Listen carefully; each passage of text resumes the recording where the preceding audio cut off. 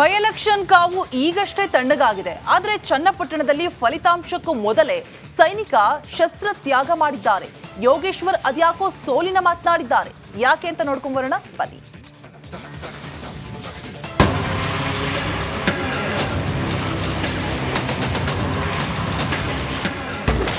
ರಿಸಲ್ಟ್ಗೂ ಮೊದಲೇ ಸೈನಿಕನಿಗೆ ಸೋಲಿನ ಭೀತಿ. ಸಿಪಿ ಯೋಗೇಶ್ವರ್ಗೆ ಮುಳ್ಳಾಯ್ತಾ ಜಮೀರ್ ಮಾತು. ಬಿಜೆಪಿ ಸೆ ಖತರ್ನಾಕ್ ಕಾಲಿಯಾ ಕುಮಾರಸ್ವಾಮಿ ಕರ್ಕೋ. ಕೇಳಿದ್ರಲ್ಲ, ಈ ಒಂದು ಹೇಳಿಕೆ ಈಗ ಕಾಂಗ್ರೆಸ್ಗೆ ಮುಳುವಾಗುವ ಲಕ್ಷಣಗಳು ಕಾಣುತ್ತಿವೆ. ಹೇಗಂತ ನಾವು ಹೇಳ್ತಿಲ್ಲ, ಸ್ವತಃ ಚನ್ನಪಟ್ಟಣದ ಕಾಂಗ್ರೆಸ್ ಅಭ್ಯರ್ಥಿ ಸಿಪಿ ಯೋಗೇಶ್ವರ್ ಹೇಳ್ತಿದ್ದಾರೆ. ಸೈನಿಕನಿಗೆ ಜಮೀರ್ ಹೇಳಿಕೆ ಕಂಟಕ. ಮಟ್ಟಿಗೆ ಡ್ಯಾಮೇಜ್ ಆಗಿದೆ ಅಂತ ನಮ್ಮ ಕಾರ್ಯಕರ್ತರು ಹೇಳ್ತಾ ಇದ್ದಾರೆ.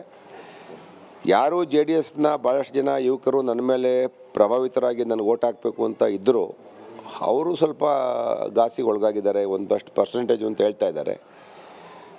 ನೋಡಬೇಕು ಏನೇನಾಗಿದೆ ಅಂತ ಗೊತ್ತಾಗಲ್ಲ. ಜಮೀರ್ ಮಾತು ಮತಗಳ ಮೇಲೆ ಎಫೆಕ್ಟ್.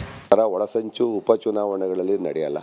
ಜಮೀರ್ ಅವರು ಕೂಡ ಭಾಳಷ್ಟು ಮತಗಳನ್ನು ಕ್ರೋಢೀಕರಣ ಮಾಡೋ ಪ್ರಯತ್ನದಲ್ಲಿ ಮಾಡಿದ್ದಾರೆ. ಅವ್ರ ಮಾತಿನ ರಭಸದಲ್ಲಿ ಒಂದಷ್ಟು ಹಳೆಯ ಸ್ನೇಹ ವಿಶ್ವಾಸಕ್ಕೆ ಮಾತಾಡಿರ್ಬೋದು.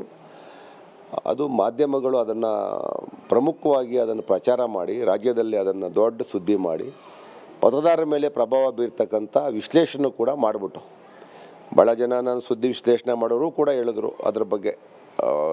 ಸೋಲಿಸಿ ಅವ್ರನ್ನ, ಯಾರು ಜಮೀರ್ ವಿರುದ್ಧ ಹೇಳಿಕೆ ಕೊಟ್ಟವ್ರನ್ನ ಸೋಲಿಸಬೇಕು ಮತದಾರರು ಅಂತ. ನೋಡೋಣ ರಿಸಲ್ಟ್ ಬರುತ್ತಲ್ಲ, ನೋಡೋಣ. ಫಲಿತಾಂಶ ಏನು ಬೇಕಾದರೂ ಆಗಬಹುದು. ಅದು ಎರಡು ಪಕ್ಷಗಳು, JDS ಮತ್ತು BJP. ಇಲ್ಲಿ ನಂದು ಮತ್ತು ಕಾಂಗ್ರೆಸ್ಸು ಎರಡೂ ಸಮಬಲ ಇದೆ. ಈಗೂ ಆಗ್ಬೋದು, ಆಗ್ಬೋದು. ಯೋಗೇಶ್ವರ್ ಹೇಳಿಕೆಗೆ ತಿರುಗೇಟು ನೀಡಿರುವ ಅಶೋಕ್, ನಿಖಿಲ್ ಕುಮಾರಸ್ವಾಮಿ ಈಗಾಗಲೇ ಗೆದ್ದಿದ್ದಾರೆ. ಇದಕ್ಕೆ ಸಹಕರಿಸಿದ ಕಾಂಗ್ರೆಸ್ ನಾಯಕರಿಗೆ ಅಭಿನಂದನೆ ಸಲ್ಲಿಸುತ್ತೇವೆ ಅಂತ ವ್ಯಂಗ್ಯವಾಡಿದ್ದಾರೆ.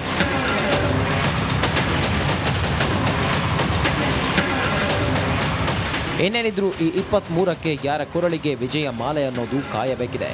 ಅದಕ್ಕೂ ಮುನ್ನವೇ ಸೈನಿಕ ಶಸ್ತ್ರ ತ್ಯಾಗ ಮಾಡಿದ್ರ ಅನ್ನೋ ಅನುಮಾನ ದಟ್ಟವಾಗಿದೆ. ಮಾದೇಸ್ವಾಮಿ, ರಿಪಬ್ಲಿಕ್ ಕನ್ನಡ, ರಾಮನಗರ. ಎಷ್ಟು ದಿನ ಸೈಲೆಂಟ್ ಇದ್ದ ಆಪರೇಷನ್ ಕಮಲದ ಸುದ್ದಿ ಮತ್ತೆ ರಾಜ್ಯ ರಾಜಕಾರಣದಲ್ಲಿ ಸದ್ದು ಮಾಡ್ತಾ ಇದೆ. ಖುದ್ದು ಸಿಎಂ ಸ್ಫೋಟಕ ಹೇಳಿಕೆ ನೀಡೋ ಮೂಲಕ ಹೊಸ ಬಾಂಬ್ ಸಿಡಿಸಿದ್ದಾರೆ. ಇದು ಮಾತಿನ ಮಲ್ಲಯುದ್ಧಕ್ಕೆ ನಾಂದಿ ಹಾಡಿದೆ.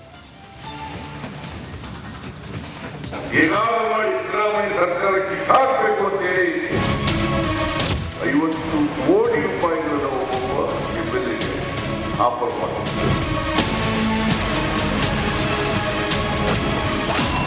ರಾಜ್ಯದಲ್ಲಿ ಮತ್ತೆ ಆಪರೇಷನ್ ಕಮಲ ಸದ್ದು. ಸಿಎಂ ಸಿದ್ದರಾಮಯ್ಯ ಹೇಳಿಕೆ ಕೋಲಾಹಲ. ಎಷ್ಟು ದಿನ ಸೈಲೆಂಟ್ ಇದ್ದ ಆಪರೇಷನ್ ಕಮಲ ಸುದ್ದಿ ಮತ್ತೆ ಸದ್ದು ಮಾಡಿದೆ. ಈ ಬಗ್ಗೆ ಖುದ್ದು ಸಿಎಂ ಸಾಹೇಬರು ಮಾತನಾಡಿದ್ದು ರಾಜ್ಯ ರಾಜಕಾರಣದಲ್ಲಿ ಏನೋ ನಡೀತಿದೆ ಅನ್ನೋ ಗುಮಾನಿ ಮೂಡುವಂತೆ ಮಾಡಿದೆ. ಈ ಸಾರಿ ಈಗಾಗಲೇ ಮಾಡಿ ಸಿದ್ದರಾಮಯ್ಯ ಸರ್ಕಾರ ಕಿತ್ತಾಕಬೇಕು ಅಂತೇಳಿ 50 ಕೋಟಿ ರೂಪಾಯಿಗಳನ್ನು ಒಬ್ಬೊಬ್ಬ MLAಗೆ ಆಫರ್ ಮಾಡಿದ್ದಾರೆ. 50 ಕೋಟಿ, 50 ಜನ MLAಗಳಿಗೆ 50 ಕೋಟಿ ಕೊಡ್ತೀವಿ ಅಂತಾರೆ. ಎಲ್ಲಿಂದ ಬರ್ತದೆ ಈ ದುಡ್ಡು? ಕೇಳಿದ್ರಲ್ಲ, ಸಿಎಂ ಸಿದ್ದರಾಮಯ್ಯ ಹೇಳಿದಂತೆ ತಮ್ಮ 50 ಶಾಸಕರಿಗೆ ತಲಾ 50 ಕೋಟಿ ಆಮಿಷ ನೀಡಲಾಗಿತ್ತಂತೆ ಎಂದು ಹೇಳುವ ಮೂಲಕ ಸಿಎಂ ಸಿದ್ದರಾಮಯ್ಯ ಬಿಗ್ ಬಾಂಬ್ ಹಾಕಿದ್ದಾರೆ. ಬಿಜೆಪಿ ವಿರುದ್ಧ ಕಾಂಗ್ರೆಸ್ ನಾಯಕರು ಸಿಡಿಮಿಡಿ. ಸಿಎಂ ಹೇಳಿಕೆ ಬೆನ್ನಲ್ಲೇ ಕಾಂಗ್ರೆಸ್ ಘಟಾನುಘಟಿ ನಾಯಕರಾದ DCM DK Shivakumar, home minister Parameshwar ಹಾಗೂ ಕೃಷಿ ಸಚಿವ ಚಲವರಾಯಸ್ವಾಮಿ ಬಿಜೆಪಿ ವಿರುದ್ಧ ಗುಡುಗಿದ್ದಾರೆ. ಹೌದು, ಮಾಡ್ತಾ ಇದ್ದಾರೆ. ಅದಕ್ಕೆಲ್ಲ ನಮ್ಮ MLAಗಳ ಹತ್ರ ಮಾತಾಡಿದ್ದಾರೆ. ಕೆಲವು MLAಗಳೆಲ್ಲ ಬಂದು ಮುಖ್ಯಮಂತ್ರಿಗಳಿಗೆ ತಿಳಿಸಿದ್ದಾರೆ. ಅದನ್ನು ಅವರು ತಮ್ಮ ಹತ್ರ ತಿಳಿಸಿದ್ದಾರೆ.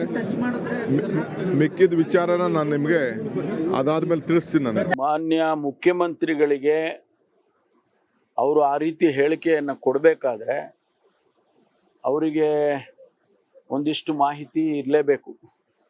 ಹಾಗಾಗಿ ಅವರು ಹೇಳಿರ್ತಾರೆ. ಅವ್ರು ಹೇಳಿರೋದ್ರಲ್ಲಿ ಅರ್ಥ ಇದೆ.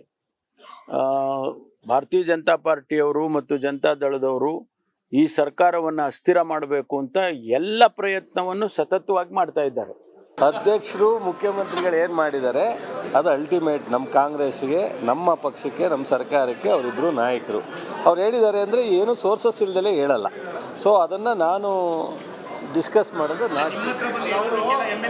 ಅವೆಲ್ಲ ಇವತ್ತಿಂದಲ್ಲ, ಭಾಳ ನಮ್ಮ ರವಿ ಗಣಗ ಅವರಿಗೆ ಹೇಳಿರ್ಲಿವಾ. ಬಟ್ ಪ್ರಯತ್ನ ಮಾಡ್ತಾ ಇರ್ತಕ್ಕಂಥದ್ದು ಡೇ 1 ಇಂದಿದೆ. ಈಗ ಹೆಚ್ಚಿನ ಮಾಹಿತಿ ಸರ್ಕಾರದ ಮುಖ್ಯಸ್ಥರಾದಂಥ ಮುಖ್ಯಮಂತ್ರಿಗಳ ಗಮನಕ್ಕೆ ಬಂದಿದೆ. ಕಾಂಗ್ರೆಸ್ ನಾಯಕರ ವಾಗ್ದಾಳಿಗೆ ಬಿಜೆಪಿ ಪಡೆಯು ಕೌಂಟರ್ ಕೊಟ್ಟಿದ್ದು 50 ಕೋಟಿ ಆಫರ್ ಅಂತ ಕಪೋಕಲ್ಪಿತ ಆರೋಪ ಎಂದು ಬಿಜೆಪಿ ರಾಜ್ಯಾಧ್ಯಕ್ಷ ವಿಜಯೇಂದ್ರ ಟ್ವೀಟಾಸ್ತ್ರ ಪ್ರಯೋಗ ಮಾಡಿದರೆ ಅತ್ತ 50 ಕೋಟಿ ಆಫರ್ ಬಗ್ಗೆ ಸಾಕ್ಷಿ ಇದ್ದರೆ ದೂರು ಕೊಡಿ ಎಂದು ಸಿಟಿ ರವಿ ಕಿಡಿಕಾರಿದ್ದಾರೆ. ಭಾರತೀಯ ಜನತಾ ಪಾರ್ಟಿ 50 ಕೋಟಿ ಕೊಟ್ಟು ಶಾಸಕರನ್ನ ಖರೀದಿ ಮಾಡ್ಲಿಕ್ಕೆ ಹೊರಟಿದೆ ಅಂತ ಹೇಳಿ ನಾನು ನಿಮ್ಮನ್ನು ಕೇಳಕ್ ಬಯಸ್ತೀನಿ. ನಿಮ್ ಪಾರ್ಟಿ ಶಾಸಕರು ಅಷ್ಟೊಂದು ದುರ್ಬಲರ? ನಿಮ್ ಪಾರ್ಟಿ ಶಾಸಕರು ಈ ಖರೀದಿ ಮಾಡ್ಲಿಕ್ಕೆ ಕುದುರೆನೋ ಕತ್ತೆನೋ ದನನೋ?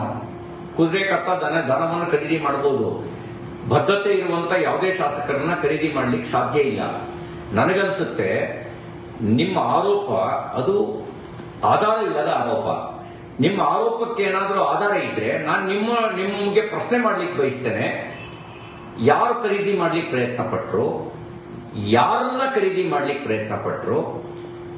ಯಾವಾಗ ಖರೀದಿ ಮಾಡ್ಲಿಕ್ಕೆ ಪ್ರಯತ್ನ ಪಟ್ರು? ನಿಮ್ಮ ಹತ್ರ ಸಾಕ್ಷಿ ಇದ್ರೆ ದೂರು ಕೊಡಿ. ಖುದ್ದು ಸಿಎಂ ಹೇಳಿರುವ ಮಾತು ರಾಜ್ಯ ರಾಜಕಾರಣದಲ್ಲಿ ತಲ್ಲಣ ಸೃಷ್ಟಿಸಿದ್ದು, ಹಾಗಿದ್ರೆ ಬಿಜೆಪಿ ವಿರುದ್ಧ ತನಿಖೆ ಮಾಡುತ್ತಾ ಸರ್ಕಾರ? ಎಲ್ಲ ಸಿಎಂಗೆ ಮಾಹಿತಿ ಇದ್ರೆ ತನಿಖೆ ಯಾಕೆ ನಡೆಸ್ತಾ ಇಲ್ಲ ಅನ್ನೋ ಪ್ರಶ್ನೆಗಳು ಏಳುತ್ತಿವೆ. Bureau report, Republic Kannada.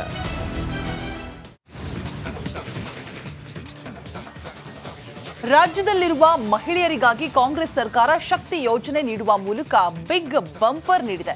ಇದೀಗ ಪುರುಷರಿಗೂ ಕೂಡ ಈ ಆಫರ್ ಕೊಡೋದಕ್ಕೆ ಮುಂದಾಗಿದೆ. ಏನದು ಆಫರ್ ಅಂದ್ರ ಈ ಸ್ಟೋರಿ ನೋಡಿ.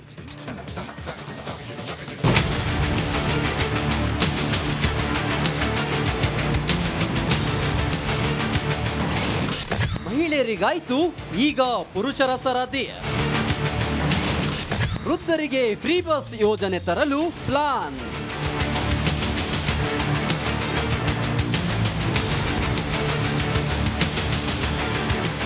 ಗ್ಯಾರಂಟಿ ಯೋಜನೆಗಳ ಮೂಲಕ ರಾಜ್ಯದಲ್ಲಿ ಅಧಿಕಾರಕ್ಕೇರಿರುವ ಸರ್ಕಾರ ಇದೀಗ ಮತ್ತೊಂದು ಯೋಜನೆ ತರಲು ಸಜ್ಜಾಗಿದೆ.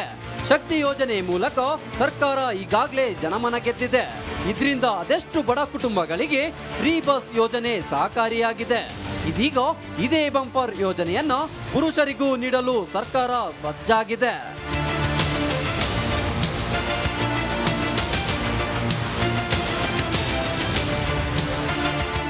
ಹೌದು, ಪುರುಷರಿಗೂ ಉಚಿತ ಬಸ್ ಪ್ರಯಾಣಕ್ಕೆ ಸರ್ಕಾರ ಚಿಂತನೆ ನಡೆಸಿದೆ. ವಯೋಮಿತಿ ನಿಗದಿ ಮಾಡಿ ವೃದ್ಧರಿಗೆ ಶಕ್ತಿ ಯೋಜನೆ ನೀಡುವ ಬಗ್ಗೆ ಚರ್ಚಿಸಲು ಡಿಸಿಎಂ ಡಿಕೆ ಶಿವಕುಮಾರ್ ತೀರ್ಮಾನ ಮಾಡಿದ್ದಾರೆ. ಈ ಬಗ್ಗೆ ಚರ್ಚಿಸಿ ಒಂದು ವಯೋಮಿತಿವರೆಗೆ ಫ್ರೀ ಬಸ್ ಯೋಜನೆ ನೀಡುವ ಬಗ್ಗೆ ಯೋಚಿಸಿ ಕ್ರಮ ವಹಿಸಲಾಗುವುದು ಎಂದು ಭರವಸೆ ನೀಡಿದ್ದಾರೆ.